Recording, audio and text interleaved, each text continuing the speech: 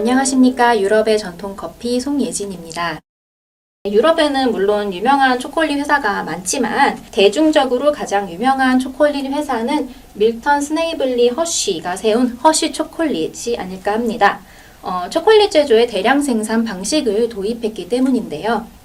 이 밀턴 스네이블리 허쉬가 세운 공장은 원래는 캐러멜 공장이었어요. 그러다가 1893년에 시카고에서 열린 만국 박람회에서 초콜릿 제조하는 기계를 구입을 하게 됩니다. 그래서 대량 생산을 가능하게 했는데요.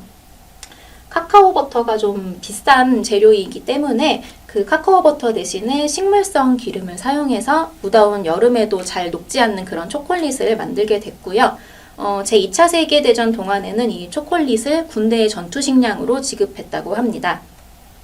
이렇게 허쉬의 초콜릿은 미국 시장을 석권을 하게 됐고요. 1907년에 만들어진 키세스 초콜릿은 허쉬가 만든 수많은 제품 중에서도 가장 인기를 끈 초콜릿의 대명사가 되었죠. 그래서 이렇게 본격적으로 대량 생산이 시작된 초콜릿은 상류층의 음료에서 전 세계 사람들이 즐기는 간식으로 탈바꿈하게 됩니다. 네, 초콜릿의 기원과 전파 과정, 또 음료에서 간식으로서의 발전 과정을 살펴보았는데요. 커피의 발전과 비교해 봤을 때 이제 비슷한 부분은 발전 초기의 커피와 초콜릿 모두 카페인으로 인한 각성 효과로 인기가 있었고요. 또 두통 등의 진통제로서의 치료제의 의미가 강했다라는 특징이 있습니다. 또 비싼 가격 때문에 상류층만 즐기는 문화였다라는 공통점이 있는데, 특히나 초콜릿은 커피보다 값이 몇 배나 비쌌기 때문에 일부 상류층의 문화였고요. 일반인들에게는 커피가 더 대중적이었습니다. 그래서 둘 다 발전을 거듭하고 미국으로 유입되면서 대량 생산을 거쳐서 대중화가 되었다라는 특징이 있는데요. 차이점도 한번 살펴보겠습니다. 우선 커피와 초콜릿 중에 인류에 먼저 유입이 된 거는 초콜릿이었어요. 초콜릿이 조금 더 발견이 앞서게 되는데, 커피가 6세기에 에티오피아에서 그 커피 나무가 발견됐다라고 하면 초콜릿은 훨씬 이전인 기원전 2000년까지도 거슬러 올라가죠. 하지만 초콜릿보다는 커피가 만드는 방법이 훨씬 쉬웠기 때문에 유럽 사회로 전파가 조금 더 빨랐어요. 제가 이제 여기 있는 연도수는 커피 하우스와 초콜릿 하우스가 문을 연 연도인데요. 이탈리아의 베네치아에 최초로 커피하우스가 문을 연 게 1645년이고요. 초콜릿 하우스는 33년이나 지난 후인 1678년에 토리노에서 처음 생겨났습니다. 또 영국에서는 1650년에 옥스퍼드에서 제일 먼저 커피하우스가 생겨났고요. 2년 뒤인 1652년에는 런던에 최초의 커피하우스인 이제 파스카 로제가 오픈을 하면서 이제 커피하우스의 수와 인기가 빠르게 증가를 하였고요. 초콜릿 하우스 같은 경우는 1657년에 이제 런던에 생겨났습니다. 그래서 커피의 유행에 따라서 초콜릿 음료도 이렇게 전파가 되었다라고 짐작을 할 수가 있고요. 문화적 특징으로 봤을 때의 가장 큰 차이점은 이제 남성의 문화, 여성의 문화라고 적어놨는데, 그 이유가 커피는 전형적으로 남성의 문화였어요. 남성의 전유물이었고 여자들은 커피하우스에 출입조차 하지 못했다고 합니다. 그래서 프랑스의 여성 과학자인 에밀리 디 샤틀레라는 이분이 커피하우스에서 동료를 만나고 싶은 마음에 남장을 하고 갔다라는 기록도 있고요. 또 영국에서는 이제 남자들이 커피하우스에 가면 토론을 많이 펼치게 되다 보니까 커피와 토론에 빠져서 귀가하지 않는 남편들 때문에 이제 여성들이 집단으로 커피하우스에 반발하는 청원을 냈다고도 합니다. 그에 반해 초콜릿 하우스는 남녀 모두에게 개방된 곳이었고요. 좀 우아하고 자유로운 대화의 공간이 되었습니다.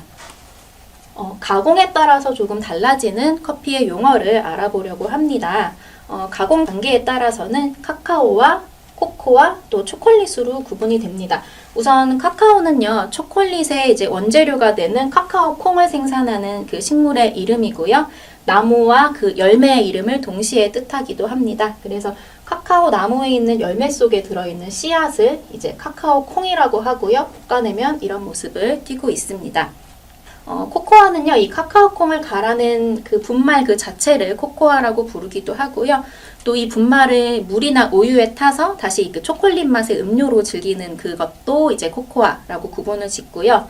이 기타 이외의 가공 처리를 거쳐서 만들어진 제품 형태로 나온 것을 모두 이제 초콜릿이라고 부르고 있습니다. 초콜릿을 구입하실 때 한번 성분표를 뒤집어 보시면요. 빼놓지 않고 들어있는 성분이 있는데 바로 카카오 메스와 카카오 버터입니다. 카카오 콩 자체에는 이 카카오 버터의 성분이 한 50% 들어있는데 아까 설명드렸던 바누테는 압축 기계로 인해서 분리해낼 수 있다고 말씀을 드렸었죠. 카카오 가루에 열을 가하면 이 버터가 녹으면서 걸쭉한 반죽 형태의 카카오가 완성이 됩니다. 이 반죽을 카카오 메스라고 불러요. 이 카카오 메스가 초콜릿의 기본 재료가 되고요. 초콜릿을 제조하는 전문가들은 커피를 블렌딩 하듯이 이렇게 각 산지에서 나온 카카오 콩을 적당한 비율로 섞어서 원하는 그런 맛과 향을 낸다고 합니다. 카카오 버터는요, 카카오 메스에서 분리한 흰색의 지방 덩어리라고 보시면 되시는데요.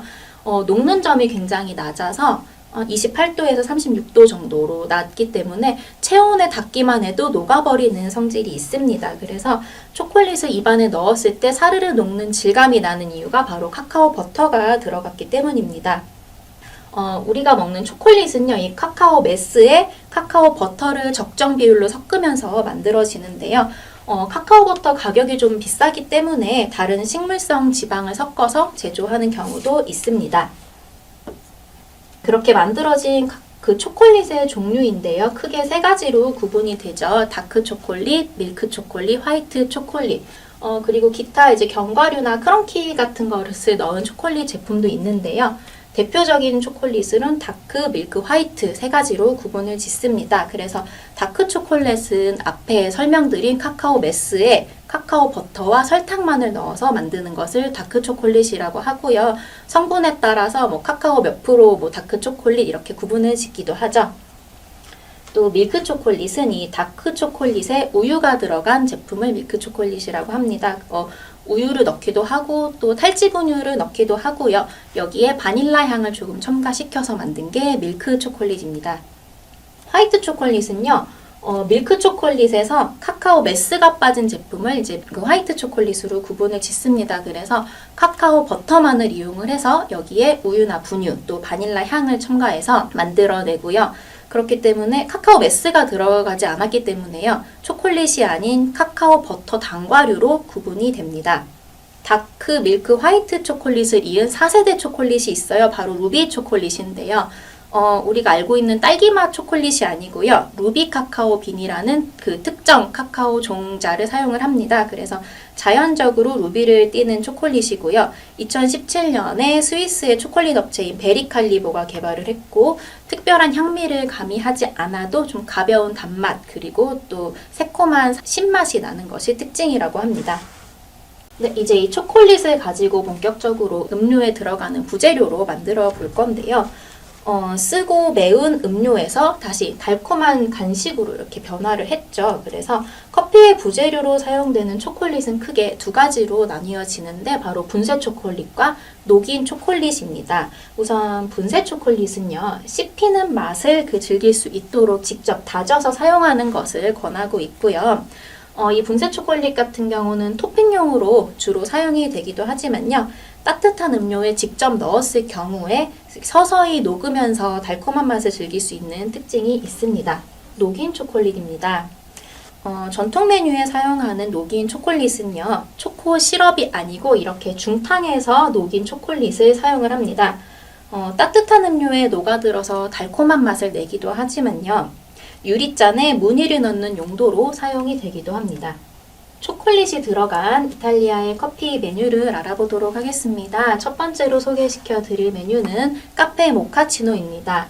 여기서 이 모카는 커피의 전파 초기에 커피라는 그 이름이 생겨나기 전에 모카라는 명칭을 사용을 했고요. 이렇게 메뉴에 사용되는 모카는 초콜릿을 뜻합니다. 그래서 카페 모카치노는 초콜릿과 카푸치노 커피의 만남이라고 보실 수가 있겠어요. 네, 카푸치노 커피잔 준비해 주시고요. 여기에 분쇄 초콜릿을 3 내지 5g 정도 넣어주시는데 티스푼 이용해서 한두 스푼 정도 넣어주시면 되실 것 같아요. 그래서 잔에 분쇄 초콜릿을 준비한 상태에서 이제 카푸치노 커피를 만들어 주시면 되는 거예요. 그래서 카페 에스프레소와 데운 우유와 우유 거품을 가지고 카푸치노 커피 만들어 주신 다음에 위에 있는 우유 거품 위에 분쇄 초콜릿을 골고루 뿌려 주시면 이제 완성이 됩니다. 만약에 분쇄 초콜릿이 없다면 코코아 파우더로 대체해서 이용을 해도 비슷하게 맛이 표현이 됩니다. 그래서 이 카페 모카치노는 분쇄한 초콜릿이 씹히는 그 달콤한 맛도 느낄 수가 있고요. 또 그러면서 카푸치노 커피의 맛도 같이 느낄 수가 있습니다. 주의하실 점은 젖지 않고 즐기는 건데요. 젖지 않고 마셔주셔야지 마지막에 이제 커피에 녹아있는 그런 초콜릿의 달콤한 맛까지 즐길 수가 있는 특징이 있습니다. 두 번째로 소개시켜 드릴 메뉴는 카페 마로치노라고 하는데요. 마로치노가 모로코인이라는 뜻이 있어요. 아프리카 북부에 있는 이제 모로코에서 온 상인들이 쓰고 있는 그 모자, 터번이라는 모자가 있었는데 이 모자에 검은색 줄무늬가 있었다고 합니다. 그래서 검은색 줄무늬 모양을 커피 잔에 만들면서 생겨난 메뉴가 이 바로 카페 마로치노입니다. 따뜻한 메뉴이지만 줄무늬가 돋보이게 하기 위해서 유리잔을 사용을 하고요. 키가 낮은 유리잔을 사용을 해야지 모양 내기가 조금 더 좋습니다. 그래서 키가 낮은 유리잔에 녹인 초콜릿을 이용해서 안쪽에 초콜릿 그 줄무늬를 연출하신 다음에 앞에 설명드렸던 카페 모카치노를 만들어 주시면 완성이 되는데요. 네, 분쇄 초콜릿을 넣어주시고 에스프레소 커피와 데운 우유 거품 이용해서 동일하게 만들어주시면 완성이 되는데 잔 외부에 검은 줄무늬가 선명하게 보일수록 맛있어 보이는 특징이 있죠. 그래서 녹인 초콜릿 대신해서 초코 시럽을 사용해도 무방하지만요. 초코 시럽은 음료에 좀 쉽게 녹는 성질이 있기 때문에 이 사진과는 조금 다르게 연출이 될 수도 있습니다.